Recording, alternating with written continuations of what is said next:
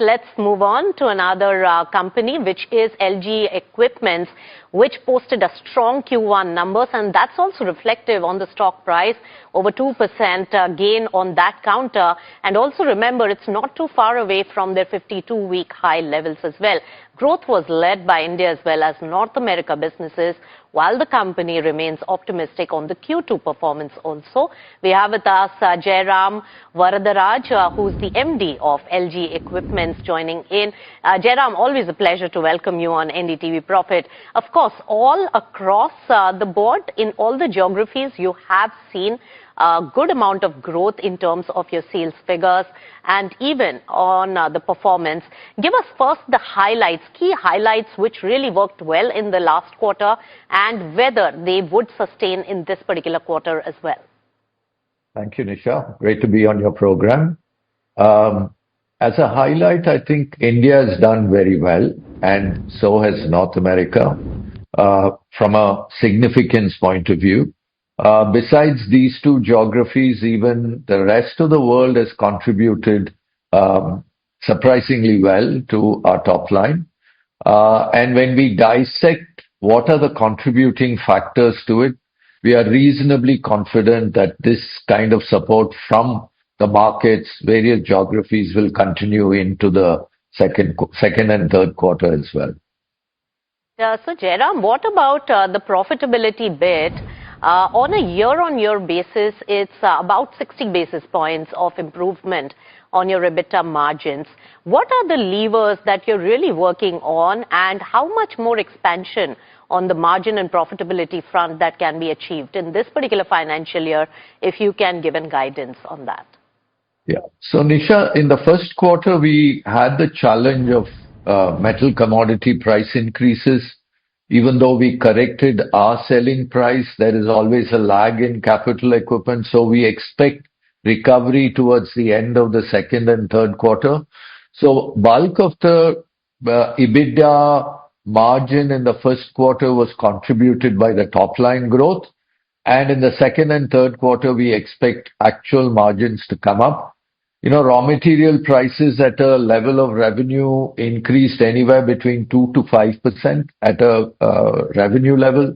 And we are very confident that we can recover it in the second and third quarter.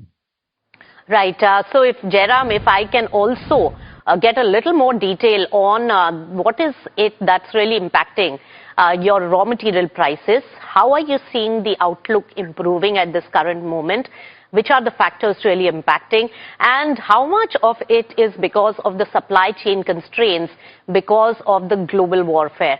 So what are the factors, and what is the outlook, and therefore how many basis points of improvement are you really expecting? So the increase has been primarily metal commodity. Steel has gone up, copper has gone up, aluminium has gone up. So all these have had differential impact on our material cost. Like I said, it's anywhere between 2 to 5% on our revenue. And we have taken both cost reduction initiatives as well as price correction in the market. And I'm reasonably confident that in the second and third quarter, we will maintain this level of profitability. I don't see it improving beyond the current levels for the balance of the year, because I'm a little cautious about the West Asia war as well as the continued pressure on metal commodity prices. So we're being a little conservative in saying we can sustain the level of profitability. Right, Jairam. So like that confidence with which you are saying, but of course the global commodity prices are a global phenomena that you have to play around with. But final question and quick answer to that, North America as well as India on a QOQ basis have seen a good amount of growth when it comes to your sales revenue figures. What is it that is going to drive the sustained growth, especially when we talk about the American market for you? So in India, there's been high levels of positivity, sentiments of capital expansion as well as capacity expansion. And we expect that to continue because our inquiry levels continue to be strong. Customers remain optimistic, though they are taking a little longer to conclude deals, but the optimism levels are good. America has been a surprise. In North America, we expected there will be a kind of a compression, but there's been a lot of insourcing of manufacturing, capacities being built, new facilities are being created, and we expect this to continue into the rest of the year as well.